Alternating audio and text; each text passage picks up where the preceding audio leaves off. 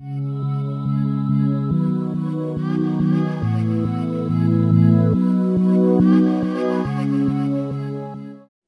à tous, donc pour cette nouvelle interview, j'ai le plaisir d'avoir Tom Duquesnoy de Fire Kid, ancien champion du BAMA dans la catégorie featherweight et là actuellement compétiteur dans la catégorie des bantamweight. Merci beaucoup Tom pour cette nouvelle interview.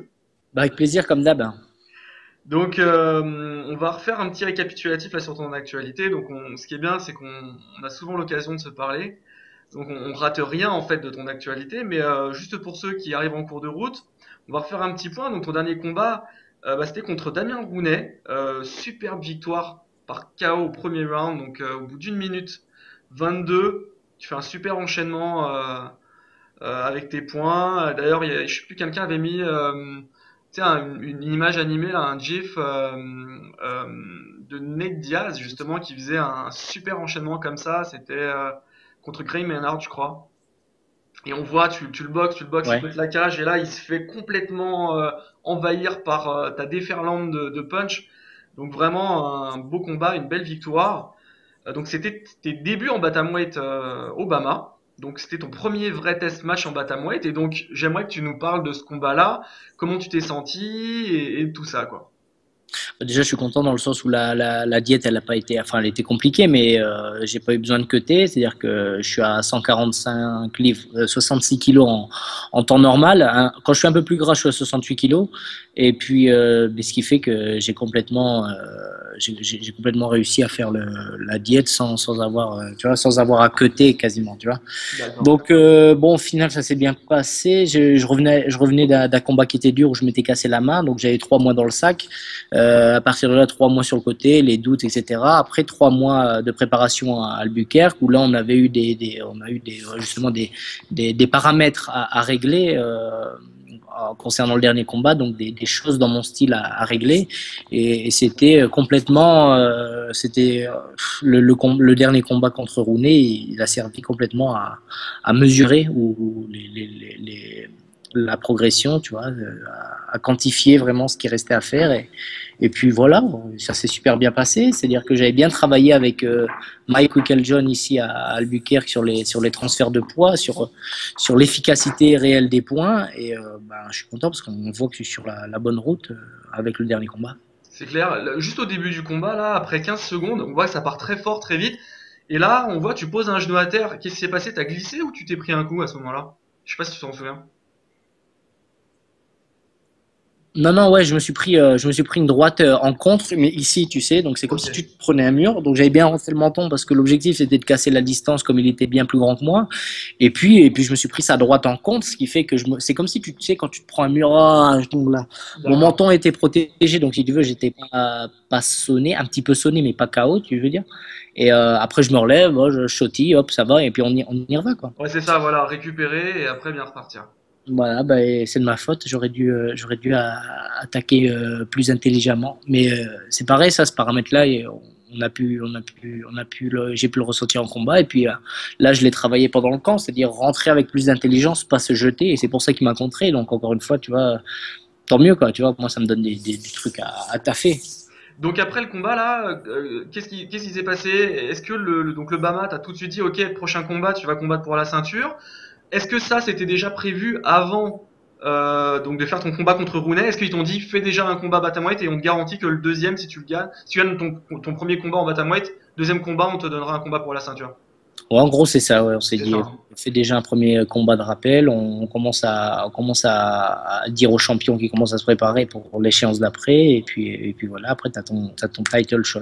Et donc là, donc 14 mai prochain, Birmingham, Bama 25. Donc t'affrontes le champion, donc Shay Walsh. C'est un anglais, je crois. Mhm. C'est un anglais, ouais. Donc 14 victoires, 3 défaites. Invaincu aussi Obama. Et donc là, c'est pour la ceinture des bantamweight. Donc pour toi, ça serait l'occasion rêvée d'avoir décroché les deux ceintures de l'organisation. Bah, ça serait un exploit en plus de ça, vraiment. Ouais, bah c'était ça le but. En featherweight, j'ai combattu en featherweight depuis donc j'ai commencé le MMA professionnel.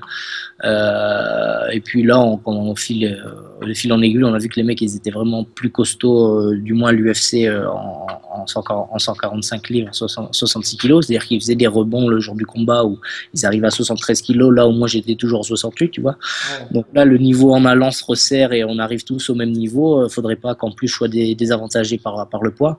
Du coup, je joue le jeu de la grosse diète, quoi, tu vois. Et puis en cut, je dois cutter, sans déconner, 2 kilos d'eau, quoi, la veille, quoi. Donc c'est complètement faisable à condition de s'y prendre 2 mois, allez, 1 mois et demi à l'avance, tu vois.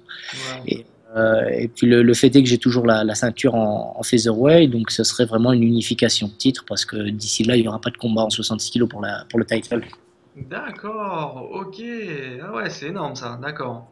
Et donc pour ce qui est de Walsh, c'est quoi son profil de combattant? Est-ce qu'il a un style qui ressort?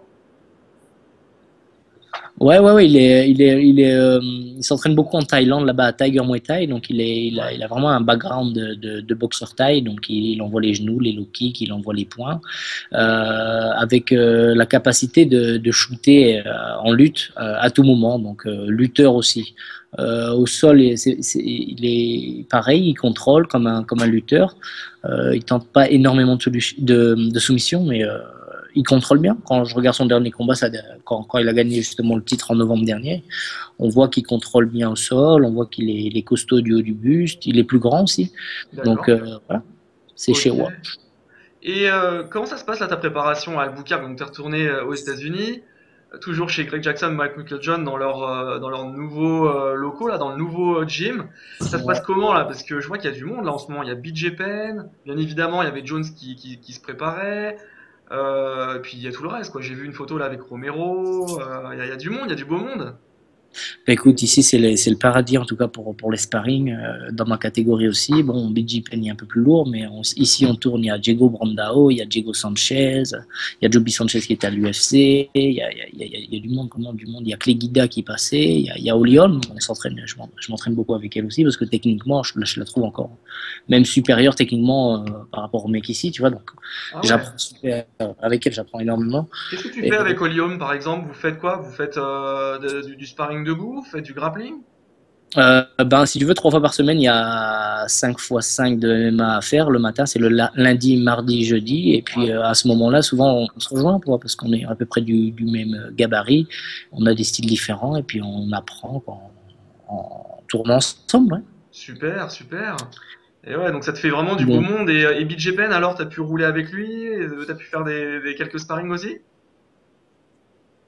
ouais, BJP, c'est incroyable comment il est humble et comment il est super sympa. C'est vraiment un des mecs ici. Il est là, toujours souriant. Les gens, ils l'embêtent un peu avec les photos. Il est toujours en train de. Et il est vraiment, vraiment gentil. J'ai rarement vu un mec comme ça. Donc, des fois, il me dit non, non, regarde, j'ai un truc pour toi. Et il me montre une technique. Tu vois, ce matin, il m'a montré une technique. Il m'a dit Tom, viens voir, tiens, je te montre ça. Tu vois, le mec, Super. limite, tu vois, il fait même le premier pas. Tu vois, il dit non, viens, je veux. Donc, tu vois, c'est quelqu'un qui donne, c'est quelqu'un qui est super gentil. Tu vois, pareil, là, il se prépare, il combat à l'UFC en juillet, je crois. Du coup, il se prépare. Et on se prépare ensemble, je l'aide, il m'aide, et puis ça se passe super bien ici. Les sparring, c'est au top, tu vois. Bonne ambiance. Génial. Là, j'ai vu aussi qu'il y avait le français Thibaut Gouty, français de l'UFC, là, qui est là actuellement pour son camp d'entraînement pour affronter Olivier Aubin-Mercier à Ottawa le 18 juin. Et Hmm. t'as pu un petit peu discuter avec lui, sympathiser ou Ouais, on s'est rencontrés, ouais, il est arrivé la semaine dernière, et puis comme moi j'aurais bien aimé, bah, j'essaie il y a lui et Yoni qui combat une combattante au Bellator, une française qui vient de Ah oui, Madagascar et qui combat au exact. Bellator. Donc en ce moment on est 3 Français, tu vois, et D'accord, ah, je savais pas qu'il y avait Yoni aussi, d'accord, super. du coup, moi, tu vois, ici, je suis installé, j'ai l'appartement, la voiture, etc. Donc, je me souviens, moi, les années dortoir que j'ai fait ici, etc. Et c'est pas mal chiant, surtout Albuquerque, tu connais, tu vois. Et donc, dès qu'ils ont besoin de quelque chose, ils me demandent, ils savent qu'il y a pas de souci. Et puis, tu vois, c'est la solidarité tricolore, tu vois. Enfin, moi, je le vois comme ça. Ouais. Donc, voilà, moi, je suis dans ma prépa, je suis concentré, ils le savent, mais dès qu'ils ont besoin de quelque chose, on s'organise et on fait le truc, tu vois. Là, tu fais de plus en plus d'interviews, de plateaux, d'apparitions à la télé, etc. Là, j'ai même vu que tu étais passé là, ils ont parlé de toi sur Inside MMA, tu as eu d'ailleurs des commentaires élogieux de Bastruten et de Mauro Ranello, donc c'est super. Ah, c'est bien. Est-ce que tu prends plaisir là, de plus en plus, tu vois, à parler aux médias et tout ça? Ouais. De toute façon, c'est une grosse partie c'est une grosse partie du sport maintenant. Tu vois, il y en a qui considèrent Ouais. ça comme un sport chaud. Moi, je considère ça comme un chaud sport. Tu vois, donc si tu veux, là où tu vois des fois, il y a des mecs de l'UFC, ils perdent 3 fois, mais au lieu d'être éjectés, comme ils ont une grosse base de fans et ils ramènent du monde, ils restent à l'UFC. Donc, tu vois, faut toujours se dire que la partie média, elle est super importante. À partir de là, je joue le jeu et puis c'est pas déplaisant, quoi. Après, il faut pas que ça empiète trop sur l'entraînement. Tu vois. Et Justement, ouais, Grégoire, tu disais tout à c'est l'heure, ça. tu vois, faut Exactement. faire attention parce que quand tu es trop dans la sphère, dans le star system, après, tu peux te perdre un peu et les résultats et tu vois, les conséquences sont sur les résultats, tu vois, Bien en combat. sûr, ouais, il faut pas oublier de s'entraîner, et c'est ça, c'est la base, hein. Donc, ouais, quand on commence à consacrer beaucoup de temps à tout ça, ça laisse forcément moins de temps pour s'entraîner, ouais, Ouais. exactement. Et là, par rapport à tout ce que tu as accompli, là, les victoires que tu enchaînes, donc là, les médias, tout ça, comme petit à petit, tu es en train de te rapprocher de plus en plus de ton but qui serait donc, bah, d'intégrer l'UFC et de continuer ton chemin, est-ce que tu sens qu'au fur et à mesure de ta carrière, tu as un petit peu plus en plus de pression ou pas, ou c'est la même chose et tu gères les choses de la même manière, mais t'as pas spécialement plus de pression? Non, il y a plus de demandes, donc c'est une espèce de ouais, il y a plus de demandes, donc tu sens une pression venir. À partir de là, comme tu l'as dit, j'essaie de la gérer de la même manière que j'ai Ouais. fait. De toute façon, depuis que j'ai commencé le MMA, tout le monde m'attend en tournant. Ah là, ça va être important. Là, c'est la première Ouais, ceinture. oui. Au final, ça fait 3 ceintures, et là, ça va être la quatrième ceinture. Là, ça va être important. Donc, Ouais. chaque combat, je peux pas le manquer. Il y a la pression, il y a tout, il y a les potes qui viennent. Enfin, il y a toute la sollicitation sur les réseaux et puis par mail. Mais c'est bien. Moi, j'arrive à bien la gérer. Je suis un peu contracté en combat, hein, mais ça va, quoi. Ça me tue pas, quoi, tu vois. Ça, Euh, je t'ai jamais demandé ça, Tom. Est-ce que t'as un petit rituel avant le combat ou un truc, tu vois? Tu sais, genre des petites superstitions ou tu vois des choses que t'aimes bien porter ou faire. fait bouger le gris-gris. Non, non, pas de truc, juste c'est vraiment le coin qui est là depuis le tout début. Mon père est Ouais. Bourama, donc du côté, on va dire, tu vois, affectif et famille, mon père. Donc tu vois, il apporte sa plus-value parce qu'il me connaît depuis tout petit, comme Ouais. il m'a toujours accompagné au combat, quand c'était en lutte, quand c'était en sambo, en boxe. Donc il me connaît par cœur, même c'est pas un prof de MMA, il me connaît par cœur. Donc Mais à oui. partir de là, lui, il a une grosse plus-value quand il est dans mon coin. Et puis après, il y a Bourama qui est là pour l'aspect game plan technique. Donc on forme une bonne équipe. Et puis moi, je suis en confiance. De toute façon, une fois que tu arrives là, c'est toi qui, quand tu arrives et que le chemin le plus dur, c'est du vestiaire au ring. À partir de là, la question, elle est là. Alors, c'est toi qui l'as voulu. Maintenant, assume, prends plaisir. T'as juste mis, tu disent les Américains, t'as tout mis all together juste pour cet événement-là. Donc vas-y, maintenant, c'est pas le moment de te chier dessus, tu vois. Vas-y. Et ce moment-là, je le gère de mieux en mieux.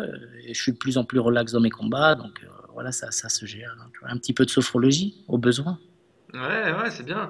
Juste, je voudrais mentionner que pour ceux qui connaissent pas donc l'un de tes entraîneurs, donc Bourama, j'avais eu le plaisir de l'interviewer aussi. Donc vous pourrez retrouver cette interview sur la chaîne YouTube de Globe MMA ou sur le site de Globe MMA. Man of Shadow. The Man of Shadow, exactement. Et là, il te reste combien de combats sur ton contrat du Bama? Après celui-là, un, donc encore deux. Ok, d'accord. Donc, ok, encore deux. Bon, bah ça c'est une bonne chose. Tiens, on va parler un petit peu UFC. Là, il y a le combat pour la ceinture entre Faber et Cruz. Donc c'est la fin de la trilogie donc qu'il y a eu entre ces deux hommes. Donc ce sera l'UFC 199 le 4 juin prochain, Los Angeles. Donc Cruz avait d'abord gagné par soumission au WEC 26, ça c'était à l'époque. Et puis après Faber avait pris sa revanche, il avait gagné par décision à l'UFC 132. Hmm. Ouais, c'est l'inverse. Cruz, il se prend la guillot et puis Ah après, bon? il le bat. Oh, merde. Après, Cruz, il bat Urija Faber à l'UFC. Oui, C'était genre voilà. Ah, oui, oui, la voilà, je me mélange les crayons. Et donc Et du alors, coup, c'est quoi ton pronostic pour ce combat-là? Cruz, Ouais, il va pas gagner avant la limite parce que parce que Faber il est costaud. ouais. Et il gagnera parce qu'il se déplace mieux, il amène au sol. C'est un headache. ils appellent ça. C'est un mal de crâne, ce Ah ouais. Cruz. Il se déplace, il touche, il s'en va, il amène au sol quand tu te jettes trop pour le toucher. Donc ça va être super intéressant de voir comment Urija, s'il va refaire les mêmes erreurs ou s'il va proposer quelque chose de nouveau. Super intéressant, c'est Makaté en plus. Ben ouais, voilà, c'est ta KT. Donc, et est-ce que t'as une préférence même bah, d'un point de vue fan entre ces deux combattants? Tu préfères le Ouais, style je de vois plus Weber ou le maintenant. style de Dominique? Bah, les deux sont intéressants. Après, Cruz, c'est comme la grande classe. On voit pas assez de. C'est pas quelqu'un qui met KO, mais c'est la grande classe, tu vois. Ouais, Il bouge, il footwork prend et... pas de coups, il a apporté énormément dans cette catégorie des bantamweight. Et Faber, pareil, c'est quelqu'un de constant. Il a toujours été là dans le top 5 et puis il y restera. Super intéressant. Je sais pas ce que ça va donner. Cruz, je dirais quand même par décision, mais ouais, on va suivre ça, quoi. Bon, bah c'est super. Bah, écoute, est-ce que tu as un dernier mot à dire donc à tous les lecteurs de Globe MMA? Bah, en tout cas, ça m'a fait plaisir de te voir. Plaisir Merci partagé. pour l'interview et puis merci pour le soutien de part et d'autre, partout, sur les réseaux. Et Ouais, puis continuer de suivre notre aventure, quoi. Tom Fire Kid sur tous les réseaux. Et voilà. voilà. Tu veux faire une petite dédicace à tes sponsors? Non, ça va, ça va. De toute façon, tous ceux qui participent à ma réussite, eh ben, ils seront remerciés le soir du combat. Si on l'espère, tout ira bien. Et puis, je tiens vraiment à leur faire une dédicace à ce moment-là, À tu ce vois. moment-là. Bon, n'hésitez pas donc à commenter cette vidéo, à la liker, à la partager. Et bah, on te souhaite vraiment le meilleur pour ce combat, une bonne fin de préparation pendant ton camp d'entraînement. Et puis, Oh, et France, je vois que tu as fait une petite dédicace, une belle dédicace à Globe MMA. Donc ça, c'est le t-shirt Team Globe MMA. Il reste plus beaucoup de toujours, on n'oublie taille. pas. Voilà, il reste plus beaucoup de taille. Donc si vous voulez me contacter en MP et soutenir Globe MMA, bah, ça fera toujours plaisir de vous donner un t-shirt. Et bah, merci Tom encore pour ton temps et encore plein de bonnes choses. Avec plaisir. À très vite. Salut!